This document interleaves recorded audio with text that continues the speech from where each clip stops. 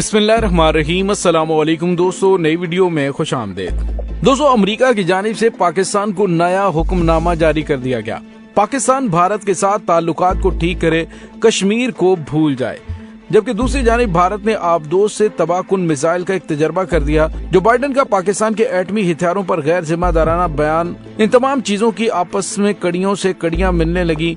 पाकिस्तान के गिर्द घेरा तंग कर दिया गया। वीडियो की तफसील में जाने से पहले आप देख रहे हैं हकीकत की दुनिया डॉक्टर अली के साथ।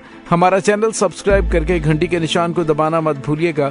इस वीडियो को ज्यादा से ज्यादा फेसबुक, व्हाट्सएप और सोशल मीडिया पर शेयर जरूर करें। शेयर और लाइक करने के साथ साथ कमेंट बॉक्स में पाक फौज जिंदाबाद, पाकिस्तान पाइंदाबाद और पाकिस्तान के गुमनाम हीरोज को सलाम का नारा कमेंट जरूर कीजिएगा। दोस्तों, मौजूदा हुकूमत की जानिब से दावा किया जा रहा था कि अमेरिका के साथ हमारे ताल्लुकात एक दफा फिर बेहतर हो रहे हैं और इस सिलसिले में उन्होंने सफारती सतह पर बहुत बड़ी कोशिशें की हैं और अमेरिका और पाकिस्तान के ताल्लुकात अब बिल्कुल ठीक हो चुके हैं। लेकिन आपने देखा कि अमेरिकी सदर जो बाइडन की जानिब से इसहाक डार के दौरे अमेरिका के दौरान ही ऐसा बयान दिया कि जिससे अमेरिका के साथ पाकिस्तान के इस इम्पोर्टेड सरकार के ताल्लुकात को बेहतर करने तमाम झूठ का पर्दा चाक हो गया। दोस्तों, यहाँ पे आपको ये बताते चले कि अगर अमेरिका यहाँ तक ही रहता तो ठीक था, लेकिन अब अमेरिका ने पाकिस्तान को नया हुक्मनामा जारी करना शुरू कर दिया है।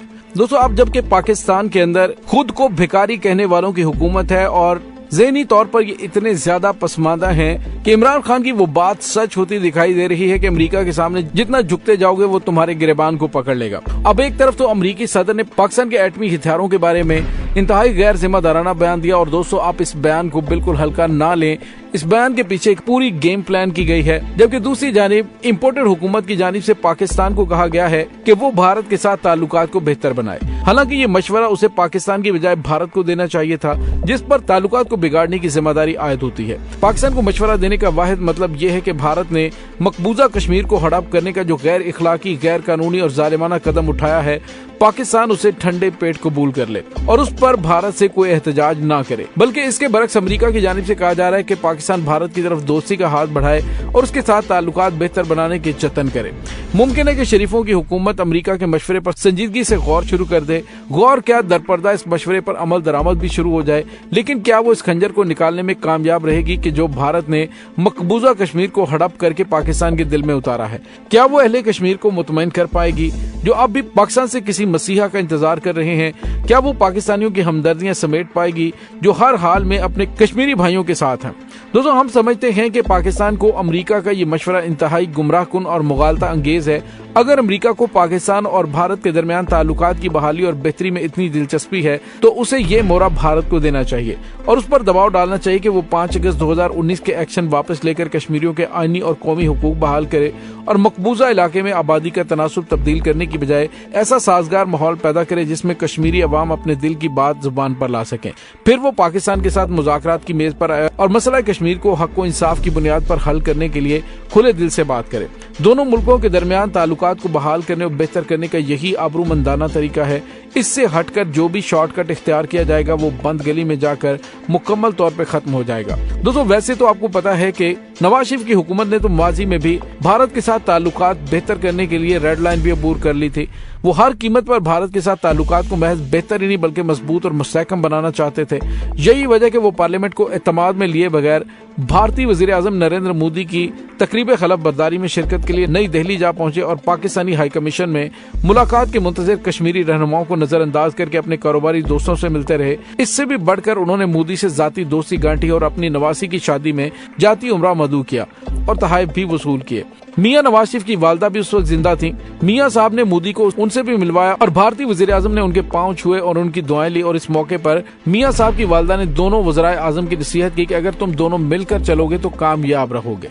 मोदी ने जवाब दिया, माँ जी हम पहले ही मिलकर चल रहे हैं। दोस्तों, ये सारी बातें अखबारात में शाया हो चुकी हैं। भारत के साथ दोस्ती के लिए ये सारे जतन करने के बावजूद मसला कश्मीर दोनों ममालिक के दरमियान बदसूर रुकावट बना हुआ है। मियां नवाज शरीफ ने बतौर वजीर आजम अक़वाम मुत्तहिदा की जनरल असम्बली के सालाना इजलास से खिताब किया तो उन्हें अपने खिताब में मसला कश्मीर का जिक्र लाजमन करना पड़ा। पीपल्स पार्टी ने अपने दौरे हुकूमत में मसला कश्मीर को एक तरफ रखकर भारत से हर सतह पर ताल्लुकात कायम करने की कोशिश की। भारत नवाज कश्मीरी लीडरों को भी पाकिस्तान बुलाया, लेकिन वो कोई नतीजा बरामद करने में नाकाम रही। इमरान खान की हुकूमत आई तो उन्होंने मसला कश्मीर पर बड़ा दलेराना मौका इख्तियार किया। जनरल असेंबली के सालाना इजलास से खिताब के लिए न्यूयॉर्क गए तो वहां उन्होंने ऐसा शाहकार खिताब किया जिसकी बड़े पैमाने पर पजीर आई हुई। कश्मीरियों में खुशी की लहर दौड़ गई कि मुद्दतों बाद पाकिस्तान में एक ऐसा लीडर आया है जो मसला कश्मीर पर किसी मसलहत या मुफाहमत का शिकार नहीं है और उसके दौर में इस दरीना मसले के हल की उम्मीद की जा सकती थी। लेकिन इमरान खान को जिस तरह से रास्ते से हटाया गया वो आपके सामने है और अब अमेरिका की जानिब से पाकिस्तान से कहा जा रहा है कि वो भारत के साथ ताल्लुकात को बेहतर करे। दोस्तों, ये मशवरा नहीं बल्कि हुक्म हो सकता है। दूसरी जानिब आपको ये भी बताते चलें कि भारत ने आज भारतीय वजारत दिफा की जानिब से एक बयान जारी किया गया है जिसमें उन्होंने कहा है कि उन्होंने देसी साख्ता आबदोज से बैलिस्टिक मिसाइल का तजर्बा किया है। इसके साथ ही भारत आबदोज से बैलिस्टिक मिसाइल दागने की सलाहियत रखने वाला दुनिया का छठा मुल्क बन गया है। बयान में कहा गया कि इस बैलिस्टिक मिसाइल को INS अरिहान से खलीज बंगाल में दागा गया और ये हथियारों के निजाम के हवाले से तमाम ऑपरेशनल और तकनीकी पैमानों पर पूरा उतरा है।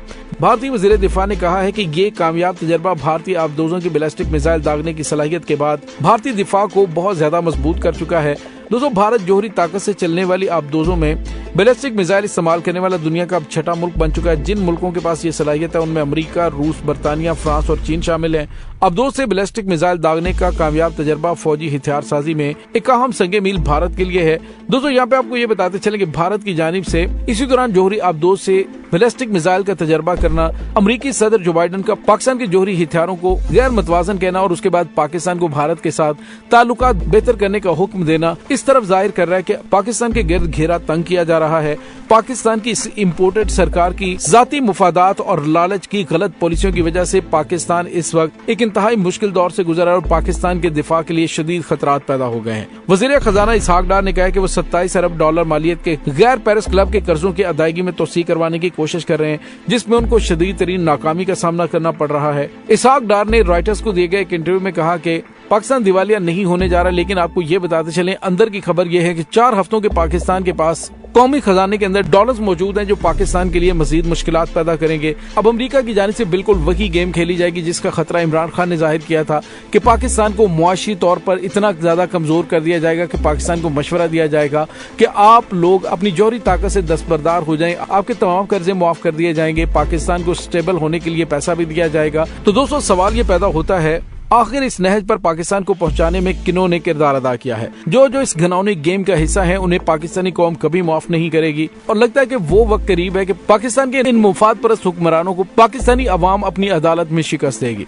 दोस्तों, इस तमाम सूरत हाल के बारे में आपका क्या कहना है? कमेंट सेक्शन में अपने ख्यालात का इजहार जरूर कीजिएगा। इसके साथ ही डॉक्टर अली को इजाजत दीजिए। इंशाल्लाह बहुत जल्द मिलते हैं एक नई वीडियो में। तब तक के लिए अपना बहुत सारा ख्याल रखिएगा। पाक फौज जिंदाबाद, पाकिस्तान पाइंदाबाद, पाकिस्तान के गुमनाम हीरोज को सलाम। अल्लाह वारिस।